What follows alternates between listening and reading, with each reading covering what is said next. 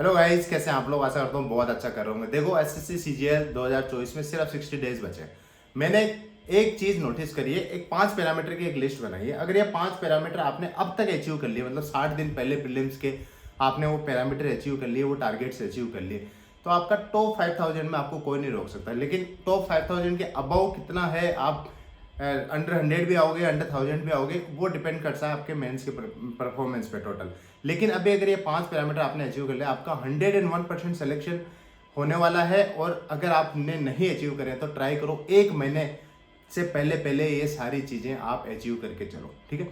One by one सारी चीजें discuss करेंगे और जल्दी क्विकली इस वीडियो को रेप अप करेंगे, ठीक है। सबसे पहला, अभी आपका जो मॉक स्कोर है वो एवरेज 135 से 140 के बीच में रहना चाहिए। एवरेज मॉक स्कोर से मतलब है मेरा कि एक मॉक देने से आप जज नहीं कर सकते अपनी परफॉर्मेंस। आपने 10 मॉक लगाए या लास्ट के 20 मॉक का आप एवरेज निकाल के देख लो कि आपका एवरेज स्कोर कितना आ रहा है। अगर वो एवरेज स्कोर आपका 135 से 140 के बीच में, इवन 130 तक भी है, तो आपका सिलेक्शन कोई नहीं रोक सकता। ये बहुत डिसेंट स्कोर होता है अगर आप एवरेज 135 140 स्कोर कर रहे हो। होता है क्या, कभी कभी कोई मॉक ऐसा आ जाता है कि आप 180 170 स्कोर कर लेते हो। कभी कोई ऐसा मॉक आ जाता है जिसमें 120 125 नंबर या 110 नंबर भी रह जाते हैं, जब हार्ड मॉक अपने को फेस करना पड़ता है। तो आपका जो एवरेज स्कोर है, अगर वो 130 प्लस है, तो आपका 130 प्लस 135 प्लस या 140 प्लस, तो आपकी प्रिपरेशन टॉप नॉच है, इसमें कोई दो राय नहीं है, ठीक है। दूसरा जो क्राइटेरिया है वो है कि आपने सिलेबस कंप्लीट करने के बाद, जो पहली रीडिंग है वो सिलेबस कंप्लीशन की है, कि जिसे आपने थ्योरी कर ली,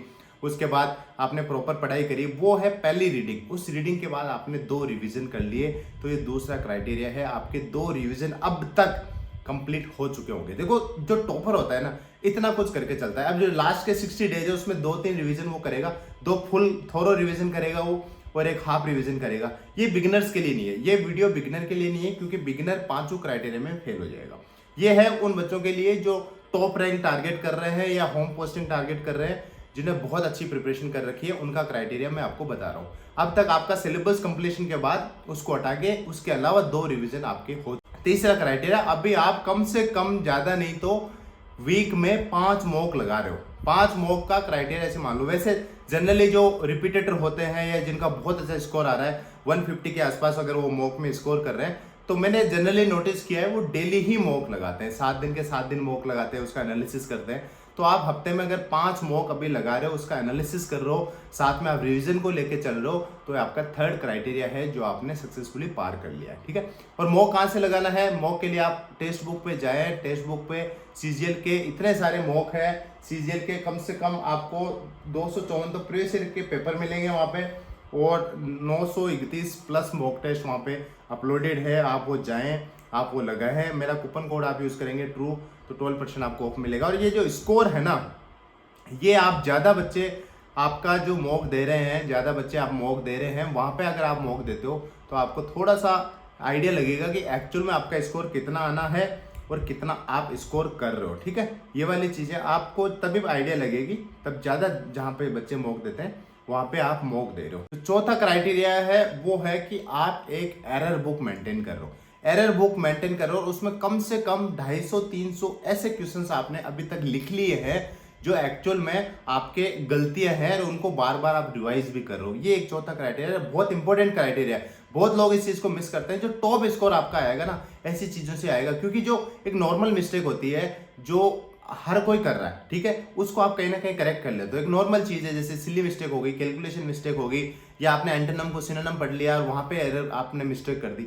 ये वाली मिस्टेक हर कोई कर लेता है और इसको अवॉइड भी कर लेता है। एक ऐसी मिस्टेक है जो कॉन्सेप्ट बेस पे मिस्टेक है ना। हम कोई मॉक लगा रहे हैं, उसमें एक ऐसा क्वेश्चन मिल गया, यार एक कॉन्सेप्ट है, जो आपको थ्योरी आपने पढ़ी है उसके अलावा वो कॉन्सेप्ट है। ऐसे वाले कॉन्सेप्ट आपने लिख के रखे हैं। 200 के प्लस 200 प्लस आपने क्वेश्चन ऐसे बना लिए, मैथ्स के, रीजनिंग के, इंग्लिश के, और उनको आप टाइमली रिवाइज करो। लास्ट के 60 डेज में कम से कम 100 क्वेश्चंस और आपको अटैच करने हैं उसमें।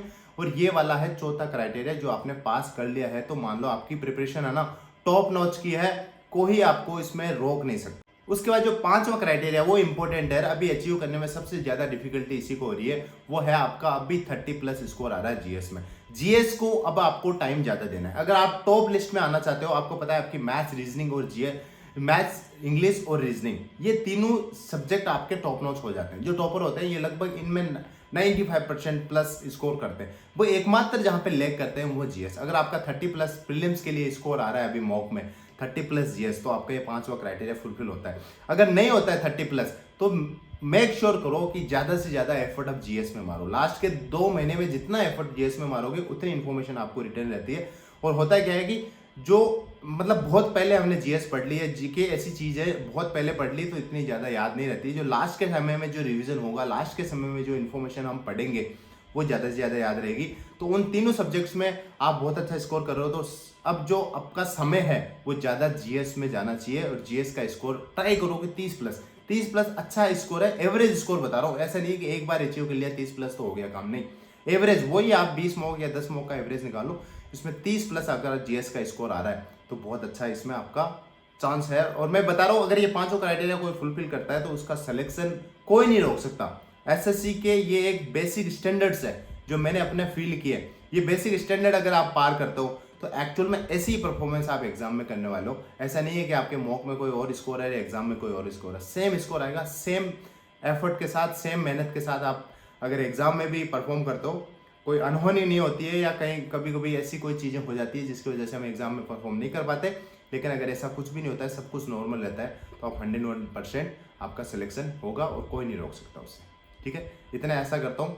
आप बहुत अच्छी प्रिपरेशन कर रहे होंगे और इस वीडियो में आप कमेंट करके मुझे बताओ कि इन 5 में से आप कितने क्राइटेरिया को फुलफिल कर रहे हो और कितने को नहीं कर रहे हो। मुझे आइडिया लगेगा कि अपने जो एस्पिरेंट्स हैं वो कहाँ तक परफॉर्म कर रहे हैं। और आप 75 डेज चैलेंज फॉलो करो अगर आप बिगिनर हो या आपने ऑलरेडी तैयारी कर रखी है, क्योंकि 75 डेज चैलेंज में आपका एक बार कंप्लीट सिलेबस और एक रिवीजन हम वहाँ पे करा रहे हैं। This is all in this video guys. Thank you, thanks for watching.